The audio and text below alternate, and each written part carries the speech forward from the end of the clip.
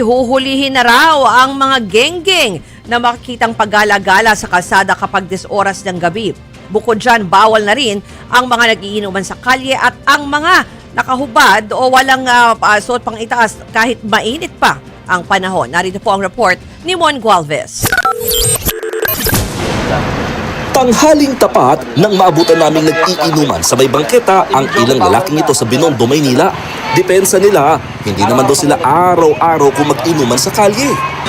Wala lang, may sundo, ang over. Hindi mo pa pwede magpakasagad, may trabaho pa.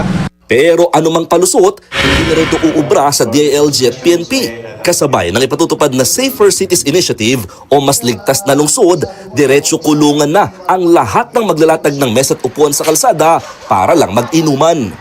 Doon na nanggagaling, number 1 ang away, number 2 ang sexual harassment. Bawal na. Kaya sabihan ko ang lahat, pasensyahan tayo. Pag kayo mag-inuman sa kalye, uhulihin namin kayo. Ipagbabawal din ang maglakad sa labas ng nakahubad, pagpapatupad ng curfew sa mga menor de edad mula alas 10 ng gabi at pagbabawal sa videoke pagpatak ng alas 10 ng gabi. Ipag-uutos ng DILG sa mga LGU ang istriktong pagpapatupad ng mga ordinansang ito. Yung mga rugby boys dyan, yung mga geng-geng dyan, yung mga gago sa kalye dyan, magtago na kayo, umuwi na kayo pag 10 o'clock, uhulihin namin kayo. Magkakaiba naman ang opinyon ng ilan nating kapatid sa paghihigpit. Okay lang din naman yung panukala, kaso sobrang init ngayon sir, di may iwasan ng tao magubad.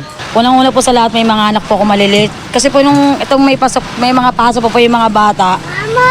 Sabi po, ilalo pa yung pangumaga ko, may pangumaga po ko ito eh. Di sila makatulong na maayos pag may video ko, lalo po kapitbahay po namin. Git ng DILG at PNP, ang tila gera kontra kriminalidad ay hindi nangangahulugang tumataas ang krimen sa bansa.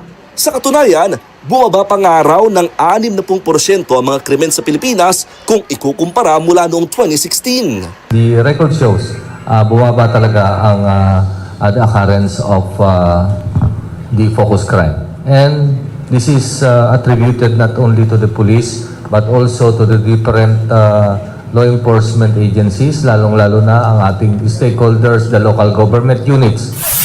Bagay na duda ang ilan nating kababayan. Pabata ng pabata yung mga nasasangkot sa krimen. Mga riot sa gabi, yung mga nagsasolven, karamihan. Dahil dito, magdadagdag din ng police visibility sa mga eskwelahan, transportation hubs, gimikan at iba pang lugar na mas maraming tao.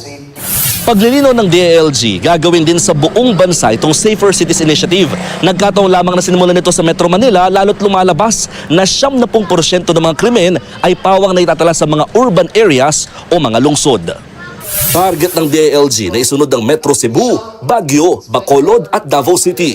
Paalala nila sa publiko, itawag lang daw sa 911 hotline oras na may irereklamong hindi sumusunod sa nabanggit na mga ordinansa. Nagbabalita mula sa Frontline, Mon Gualvez, News 5. Mga kapatid, ako po si Ruth Cabal. Dito tayo sa totoo, dito tayo sa True FM. Mag-follow at mag-subscribe din po kayo sa aming social media accounts at True Network PH. Diyan po yan sa aming X na dating Twitter, sa FB, sa Instagram, sa YouTube, sa TikTok at sa mga podcast. At syempre, tutok din po kayo sa Signal True TV Channel 19.